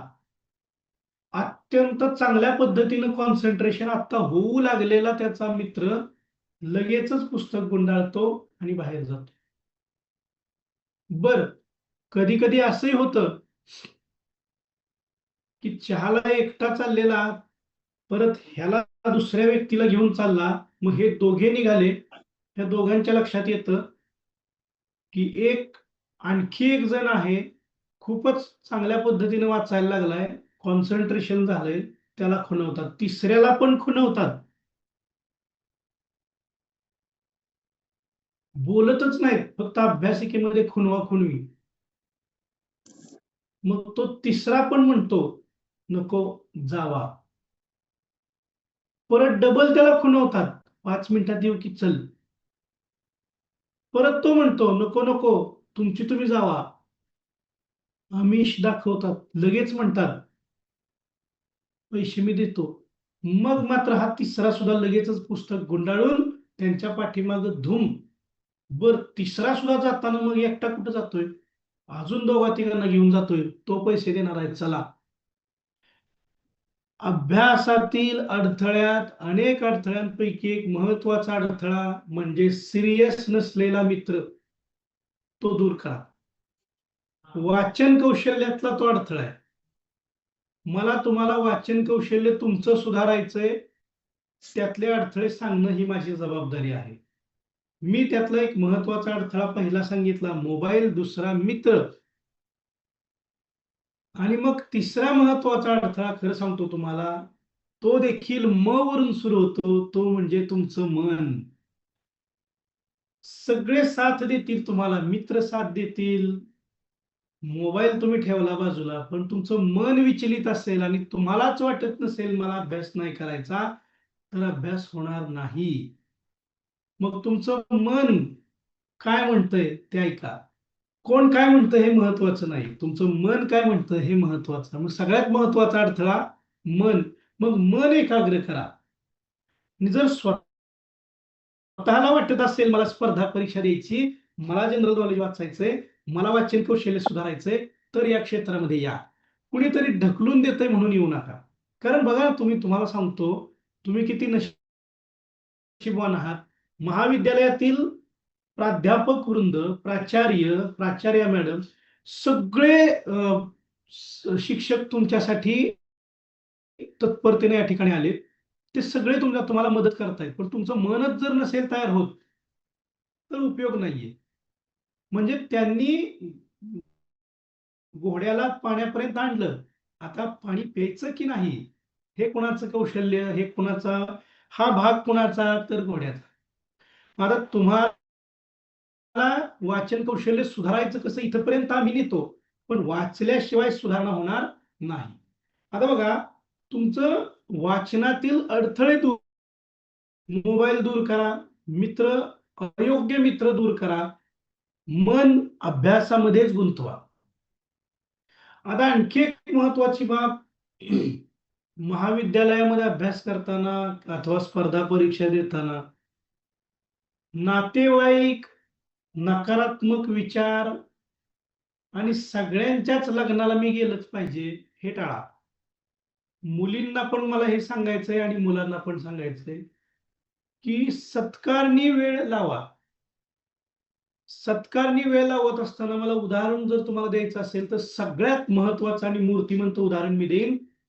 महाराष्ट्राचे पहिले मुख्यमंत्री चव्हाण साहेब, यशवंतरावजी चव्हाण साहेब, लहानपणापासूनच वाचनाची आवड असलेले मुख्यमंत्री, महाराष्ट्राला लाभलेल्या मुख्यमंत्र्यांपैकी अत्यंत अभ्यासू आणि खऱ्या अर्थानं अष्टपैलू व्यक्तिमत्व. त्यांचं वाचन कौशल्य दांडगं होतं. त्यांनी त्यांच्या आत्मचरित्रामध्ये जे लिहिलेलं आहे त्यातून स्पष्टपणे झळकतं की त्यांचं वाचन कौशल्य दांडगं होतं. मला तुम्हाला हेच सांगायचंय की त्यांना कुणीही जबरदस्तीने वाचा म्हणत नव्हतं, त्यांना स्वतःला वाटायचं की मी वाचलं पाहिजे. तर तशा पद्धतीनं माझं वाचन कौशल्य सुधारावं यासाठी आतापासून अवांतर वाचन आणि वर्तमानपत्र, जे की मी तुम्हाला या ठिकाणी दाखवायलाच आणलंय, मी समोर मुद्दाम ठेवलंय, ते म्हणजे लोकसत्ता. जनरल नॉलेजचा अभ्यास करताना रोज तुम्हाला वर्तमानपत्र वाचलंच पाहिजे आणि ते मनापासून वाचलं पाहिजे. सहज काहीतरी थोडंफार वाचलं आणि मला ते जमेल असं नाही, तर वर्तमानपत्र मनापासून वाचा. मी या ठिकाणी जाणीवपूर्वक दाखवतोय सगळ्यांना, हे आजचं वर्तमानपत्र आहे. आणि वर्तमानपत्र वाचत असताना यातलं काय वाचायचं, तर पहिलं पान तर वाचाच, पण मी जाणीवपूर्वक दाखवतो या ठिकाणी तुम्हाला, तर तुमचं वाचन कौशल्य सुधारेल असं मला वाटतं. त्याच्यानंतर सगळ्यात महत्वाचं आहे ते म्हणजे हे बघा, पान नंबर 7 वरचं संपादकीय, हे तुम्ही वाचलं पाहिजे. आजचं संपादकीय आहे घर में घुसके. त्यानंतर बघा निखिल दगडू अंजळकर यांनी लिहिलेला लेख आहे, आरक्षण हवे पण नोकऱ्या कुठे आहेत. त्यानंतर विचार म्हणून येतं, त्यानंतर कुतूहल, व्यक्तिवेध आणि तर्कतीर्थ विचार. मित्रांनो, रोज हे वाचलंच पाहिजे. त्याचबरोबर पूर्ण पेपर, पूर्ण सगळा वर्तमानपत्राचा भाग, त्यातल्या अगदी शेवटच्या टप्प्यात येणाऱ्या क्रीडा वार्ता सुद्धा वाचल्या पाहिजेत. काहीही ठेवू नका. आणि सगळ्यात महत्वाचं लक्षात घ्या, पुरवण्या. तुम्हाला पुरवण्या वाचता आल्या पाहिजेत. वर्तमानपत्राची रविवारी आलेली पुरवणी तुम्ही वाचलीच पाहिजे, कारण त्याच्या माध्यमातून तुमचा भाषेचा आणि अभ्यासाचा आवाका वाढतो. तुमचं वाचन कौशल्य आणि आकलन कौशल्य आपोआप सुधारतं. मग तुमचं वाचन कौशल्य सुधारण्यासाठी म्हणून आणि जनरल नॉलेजचा अभ्यास करण्यासाठी म्हणून सगळ्यात महत्वाचं काय असेल तर ते वर्तमानपत्र, जे मी आता तुम्हाला सांगितलं. रोज लोकसत्ता वाचलाच पाहिजे.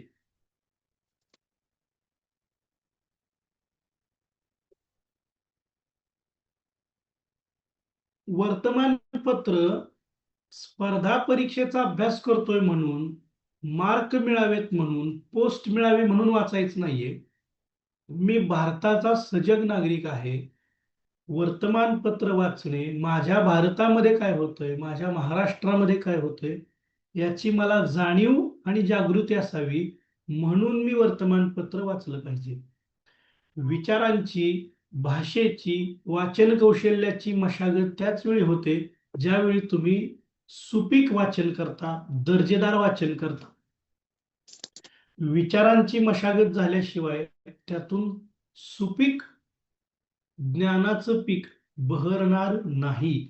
ते सुपीक ज्ञानाचं पीक बहरण्यासाठी सगळ्यात महत्वाचं म्हणजे विचारांची मशागत करणे. विचारांच्या मशागतीमध्ये सगळ्यात महत्वाचं तुम्हाला मदत करणारा एक महत्वाचा दुवा जर काय असेल तर लोकसत्ता नावाचं वर्तमानपत्र, जे या ठिकाणी मी जाणीवपूर्वक तुम्हाला दाखवलं की अगदी तुम्ही रोज अर्धा ते 1 तास रोज या वर्तमानपत्राला दिलाच पाहिजे.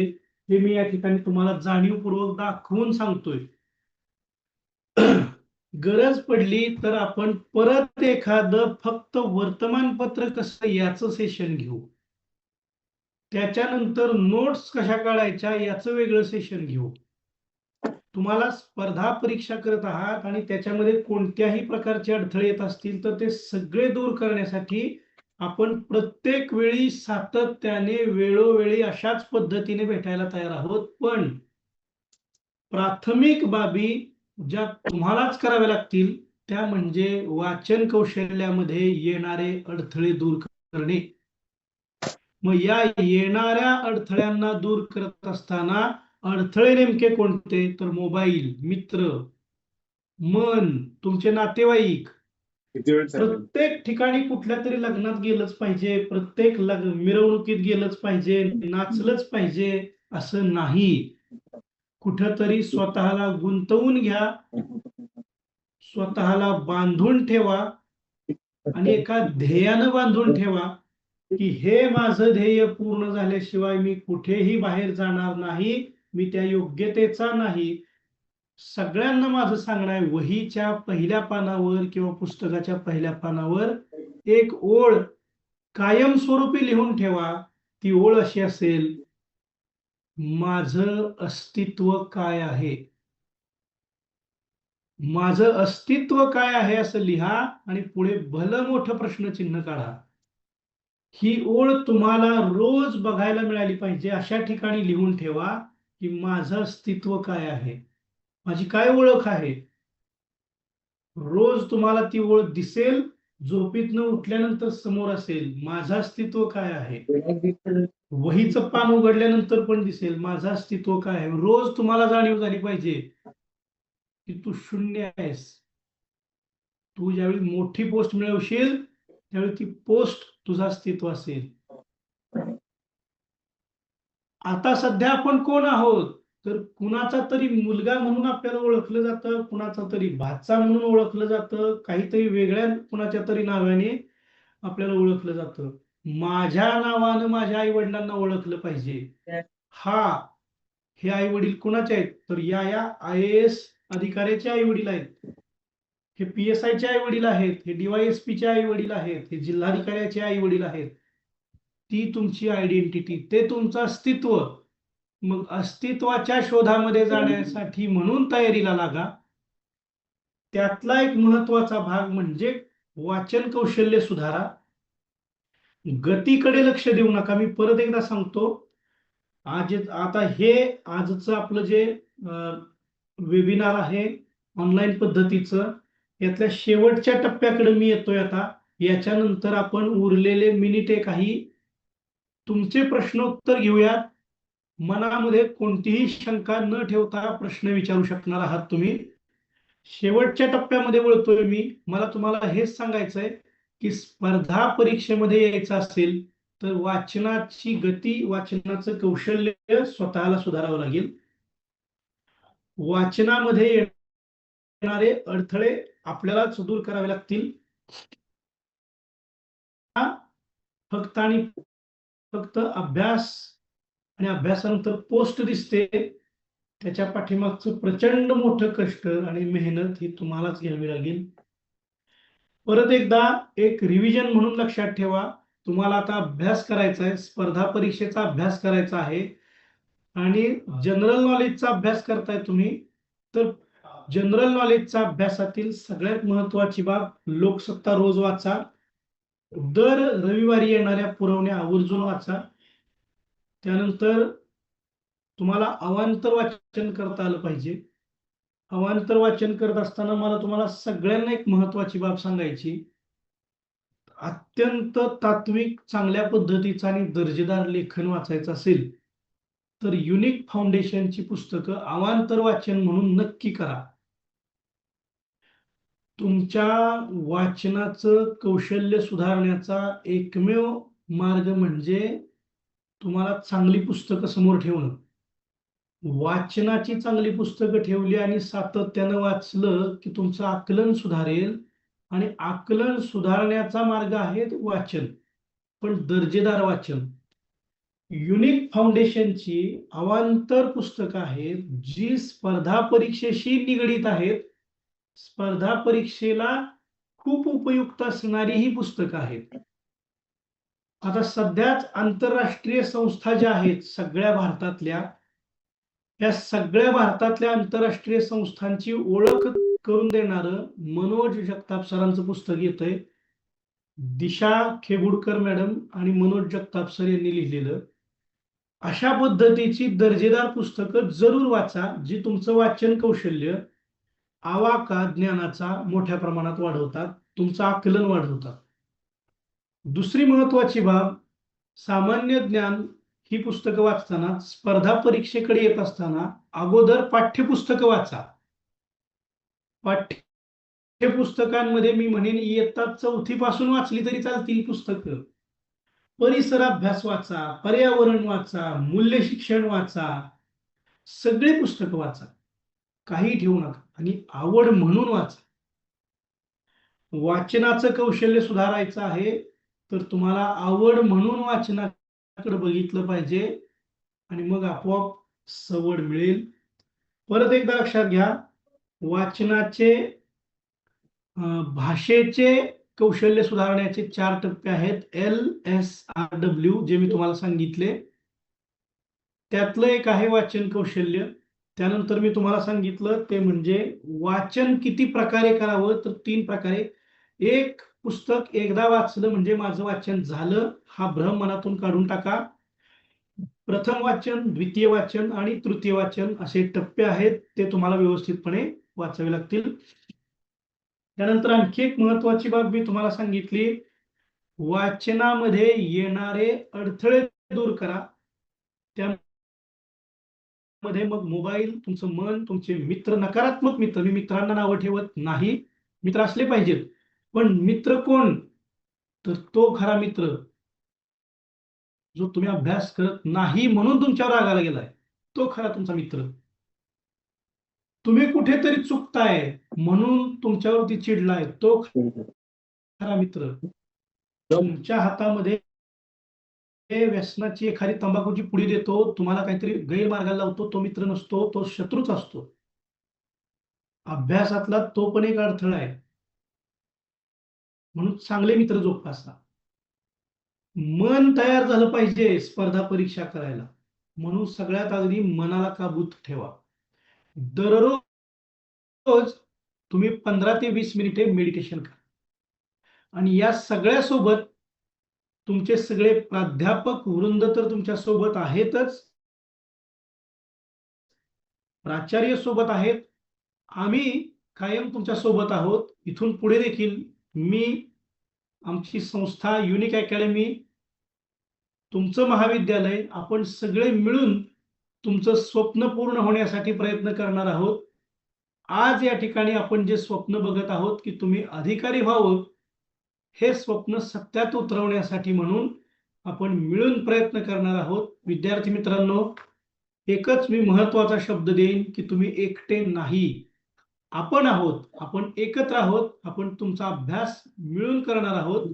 पण तुम्ही कमी पडता कामा नये. तुम्हाला सर्वांना भविष्याच्या मनपूर्वक शुभेच्छा देतो. व्याख्यान थांबवलेलं नाहीये. आता मात्र मी एक सगळ्यांना विनंती करतो की विद्यार्थ्यांनी त्यांच्या मनातले प्रश्न मला विचारावेत. सगळ्यांच्या प्रश्नांना योग्य ती उत्तरे देण्याचा मी प्रयत्न करेन. धन्यवाद. खूप खूप धन्यवाद सर. अतिशय उत्तम अशा पद्धतीने आपण विद्यार्थ्यांना मार्गदर्शन केलं. निश्चितच आपलं प्रेरणादायी व्यक्तिमत्व देखील आहे आणि आपलं बोलणं देखील अत्यंत प्रेरणादायी आहे. अभ्यास करताना येणाऱ्या अडचणी, त्यावर कशी करायची मात, हे सगळं तुम्ही अतिशय सोप्या भाषेमध्ये सांगितलं. खरंच मनापासून धन्यवाद. आणि सर्वांना मी विनंती करते की तुम्हाला जे काही प्रश्न असतील ते सरांशी अगदी मोकळेपणाने बोला. सर ज्या सोप्या पद्धतीनं तुम्हाला मार्गदर्शन केलं, त्याच सोप्या पद्धतीनं तुम्हाला समजेल असं सर तुमच्या प्रश्नांची उत्तरं देतील निश्चितच. तर आता आपण हा मंच तुमच्यासाठी खुला करूयात प्रश्नांसाठी. ज्यांना प्रश्न आहेत त्यांनी विचारा. Hello sir. बोला. हा, एक प्रश्न असा आलेला आहे की जनरल नॉलेजचा ज्यावेळेस स्पर्धा परीक्षेचा अभ्यास करतो विद्यार्थी, त्यावेळेला त्याला तळ लागत नाही. म्हणजे काय तर नेमकं काय करू? म्हणजे वर्तमानपत्र वाचू, पुस्तकं वाचू, पिरियडिकल नियतकालिक वाचू का, म्हणजे राष्ट्रीय आंतरराष्ट्रीय चालू घडामोडी असा विषय असतोय. तर मग आपल्या युनिक अकॅडमीची स्पेशली काही पुस्तकं आहेत का, किंवा नेमकं नोट्स कशा काढल्या पाहिजे, किंवा वेळेचं बंधन कसं आहे, किंवा म्हणजे जीके साठी नेमका किती वेळ दिला पाहिजे, असं थोडस प्रश्न आलेला आहे. खूप खूप चांगला प्रश्न आहे. त्याची खूपच अपेक्षा होती मला. संदर्भ साहित्य तर मी शेवटी सांगणारच होतो. मी सगळ्यात अगोदर या प्रश्नाचं स्वागत करतो की या विषयाच्या तळाशी जाणं. सरांनी हा शब्द फार चांगला वापरला की नेमकं सुरुवात कशी करावी, किती वेळ द्यावा. तर मी एक सांगेन, मगाशी पण मी जाणीवपूर्वक लोकसत्ता हा पेपर दाखवला. विद्यार्थी मित्रांना माझी विनंती आहे की जर वेळ मिळत असेल, वेळ मिळतोच आपल्याला, आवड असेल तर सवड मिळते. सामान्य ज्ञानासाठी म्हणजे जनरल नॉलेजसाठी एक वही करा आणि रोज वर्तमानपत्र वाचत असताना त्यात तुम्हाला ज्या महत्वाच्या बातम्या वाटतात त्या अगदी शॉर्टली लिहिण्याचा प्रयत्न करा. आता तुम्ही म्हणाल की आम्हाला मोठ्या प्रमाणामध्ये संदर्भ साहित्य आयतं मिळतंय. नक्की मिळतं मित्रांनो, परंतु आयता पिझ्झा आणून खाणं आणि स्वतः भाकरी बडवून कमवून खाणं यात फरक आहे. काहीतरी आपण स्वतः कष्ट करणं गरजेचं आहे. अगदी तुम्हाला कॉन्स्टंट चांगली पुस्तकं मिळणारच आहेत, ती मी तुम्हाला सांगतोच. पण तुम्ही त्या पुस्तकांमध्ये जे नाही, परीक्षेला विचारलं जाईल आणि त्या पुस्तकामध्ये नाही, फक्त माझ्यापाशी आहे असं मटेरियल स्वतःला बनवता आलं पाहिजे. म्हणून एक वही करणे आणि रोज वर्तमानपत्र वाचणे. वर्तमानपत्राला किमान अर्धा ते 1 तास रोज दिला पाहिजे.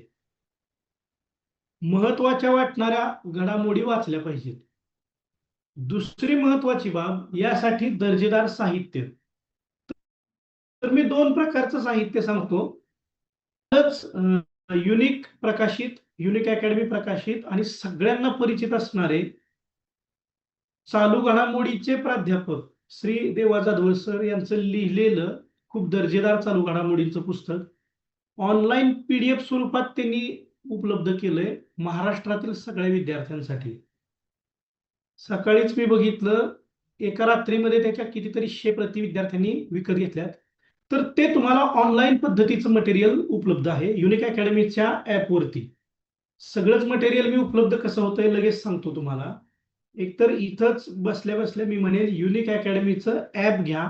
ॲपवरती जनरल नॉलेजच्या त्या PDF तुम्हाला मिळतील, ज्या तुम्ही अगदी कमीत कमी पैशामध्ये डाउनलोड करून घेऊ शकता. एक. क्रमांक 2, ही सिरीज आहे चालू घडामोडीची, देवा जाधवर सरांची सिरीज आहे. एका विशिष्ट टप्प्यानंतर त्यांचं चालू घडामोडीचं पुस्तक येतं. मग ते वार्षिकी स्वरूपात असो अथवा मासिकी स्वरूपात, म्हणजे त्रैमासिक अथवा 6 महिन्यातून, पण ती सिरीज आहे. तर तुम्ही ते प्रत्येक वेळी ते घेत चला. म्हणजे उदाहरणार्थ त्यांचं आताचं प्रकाशनाचं यावेळचं पुस्तक आणि पुढचं पुस्तक हे जाणीवपूर्वक का घेणं गरजेचं आहे, तर त्यामध्ये मधला सगळा टप्पा पूर्ण केलेला असतो.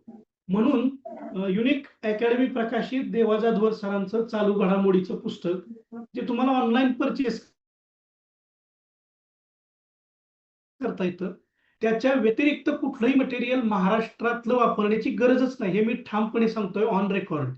कारण आतापर्यंत झालेल्या सगळ्या परीक्षा मी स्वतः बघितलंय, त्यांच्या पुस्तकातील सगळेच्या सगळे प्रश्न 90% प्रश्न त्यातले येतात. आणि मला असं वाटतं की तेवढं सफिशियंट आहे.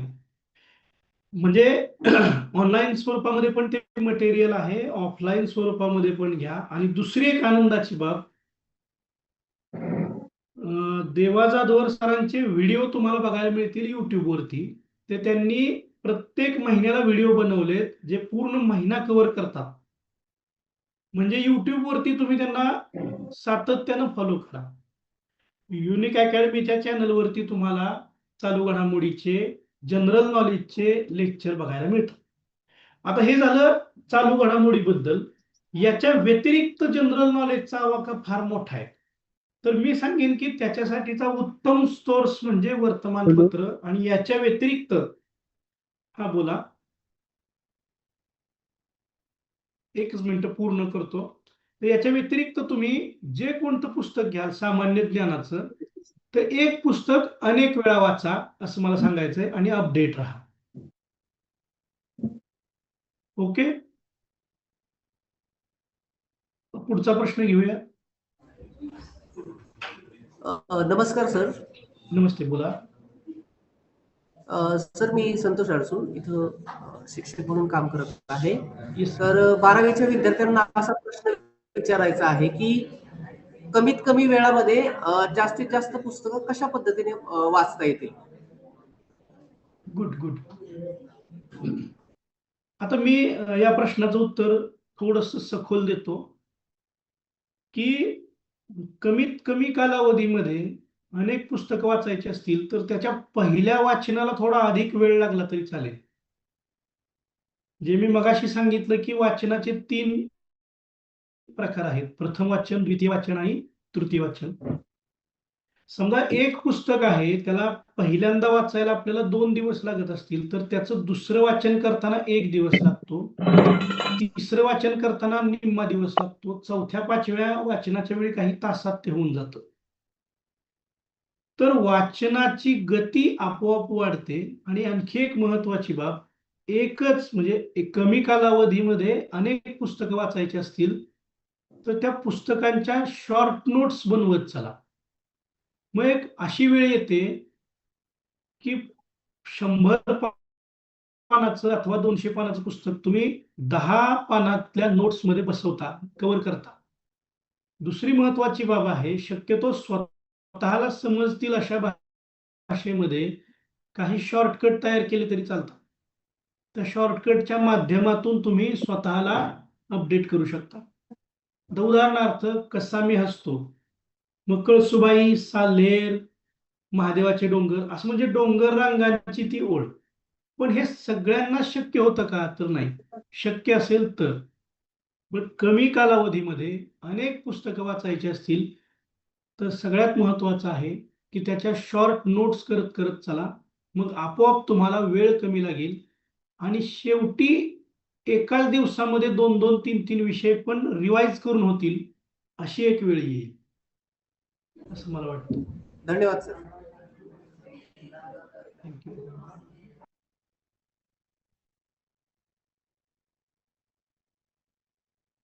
अजून कोणाला काही प्रश्न असतील तर सरांनी विचारा. किंवा मग तुमच्या मेसेज बॉक्समध्ये आपल्या कमेंट बॉक्समध्ये लिहून पाठवले तरी चालेल, तर त्याचं उत्तर देतील. अगदी कमेंट बॉक्स मध्ये एखाद्याला बोलून विचारायचं नसेल आणि कमेंट बॉक्स मध्ये जरी प्रश्न टाकले. मी आता 12वी कॉमर्सची विद्यार्थिनी आहे. माझा असा प्रश्न आहे की कॉमर्स मधून स्पर्धा परीक्षा कोणकोणत्या परीक्षा देऊ शकतो आपण? Very good. आता सांगतो तुम्हाला की आर्ट असो, सायन्स असो, कॉमर्स असो, अथवा तुम्ही कोणत्याही क्षेत्रात ग्रॅज्युएशन केलं की UPSC, MPSC आणि सगळ्या स्पर्धा परीक्षा देता येतात. उलट कॉमर्स केलेल्या विद्यार्थ्यांना बेनिफिट हा आहे की सगळ्या परीक्षा तर देता येतातच, पण त्या व्यतिरिक्त बँकिंगकडे कॉमर्सच्या मुलांचा जास्त ओढा तर असतोच, पण यशस्वी होण्याचे नंबर पण जास्त आहेत. म्हणजे बँकिंग क्षेत्रामध्ये यशस्वी होणाऱ्यांमध्ये कॉमर्सच्या विद्यार्थ्यांची संख्या तुलनेने खूप मोठ्या प्रमाणात आहे. म्हणजे काय, तर कॉमर्स फील्ड मधल्या मुलांना बँकिंग हा एक मोठा प्लॅटफॉर्म आपोआप मिळतो. इतर सगळे प्लॅटफॉर्म तर त्यांना ओपनच असतात. उदाहरणार्थ तुम्ही UPSC केली तरी त्यातल्या साधारणपणे महत्वाच्या 25 ते 30 पोस्ट आहेत. राज्यसेवा केली तर त्याच्यामध्ये साधारणपणे 20 ते 25 पोस्ट आहेत. कंबाईन गट ब केली आणि गट क केली तर साधारणपणे महाराष्ट्रामध्ये गट ब आणि गट क च्या तुम्हाला माहिती नसेल 35 ते 40 पोस्ट आहेत मित्रांनो. आपल्याला फक्त PSI, STI, ASO एवढंच माहिती असतं, तर तसं नाहीये. मोठ्या प्रमाणात पद येतात. अगदी आपल्याला जलसंपदा विभाग, त्यानंतर पोस्ट डिपार्टमेंट असेल, त्यानंतर आपल्याला वेगवेगळ्या खात्यातील पदभरत्या ज्या माहिती नसतात त्या सगळ्या तुम्हाला देता येतात.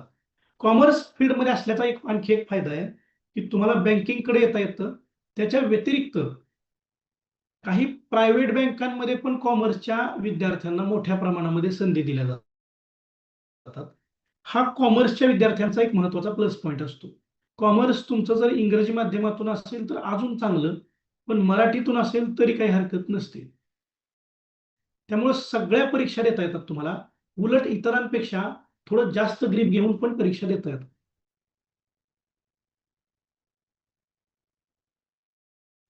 समजलं?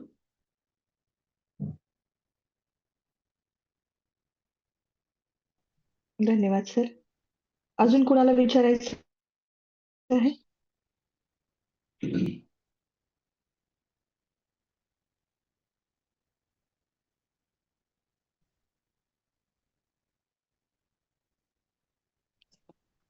बऱ्याचशा विद्यार्थ्यांनी कमेंट केले थँक्यू म्हणून.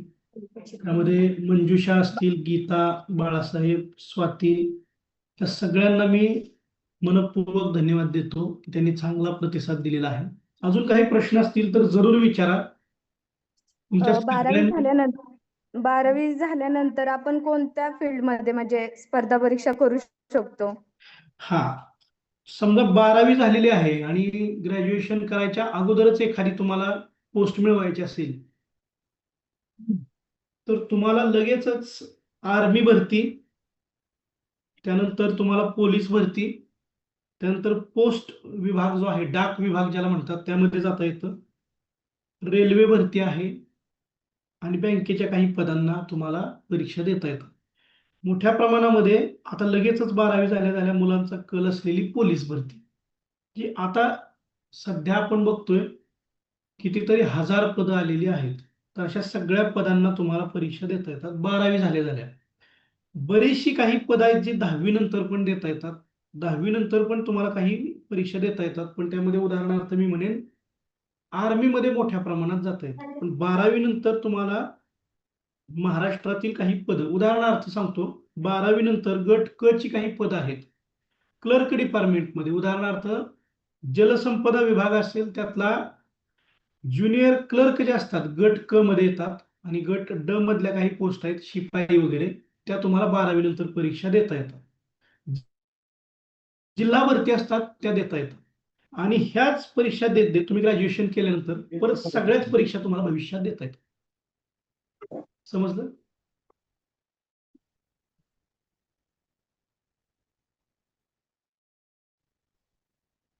अजून कोणाला काही प्रश्न असेल तरी विचारा.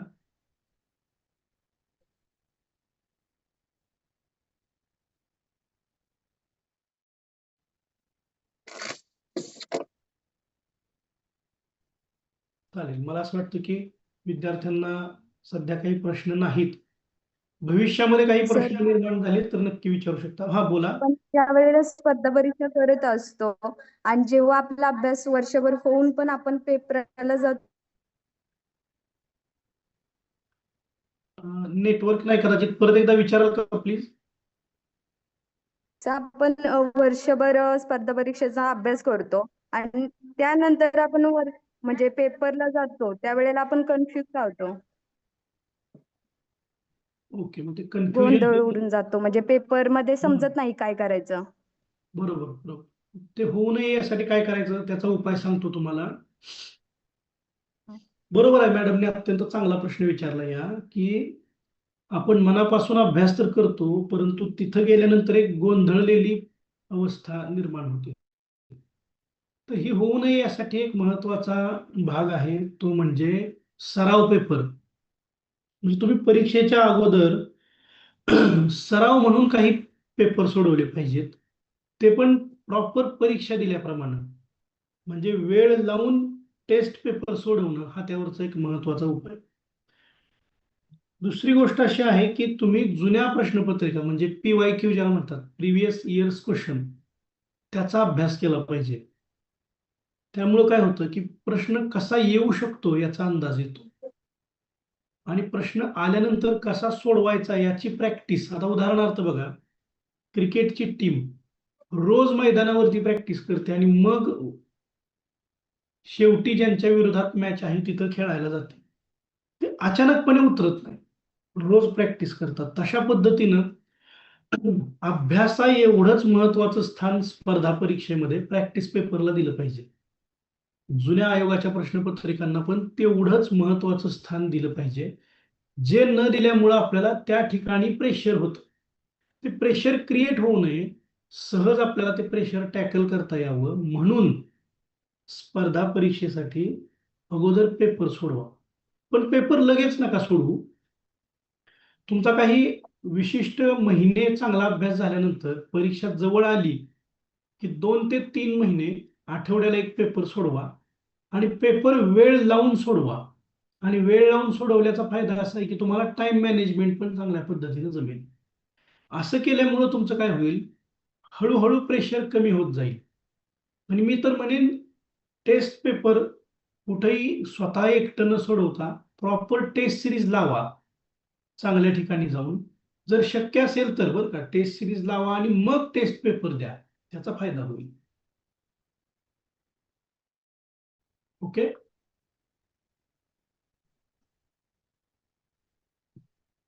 अजून कोणाला काही प्रश्न असेल तर विचारा.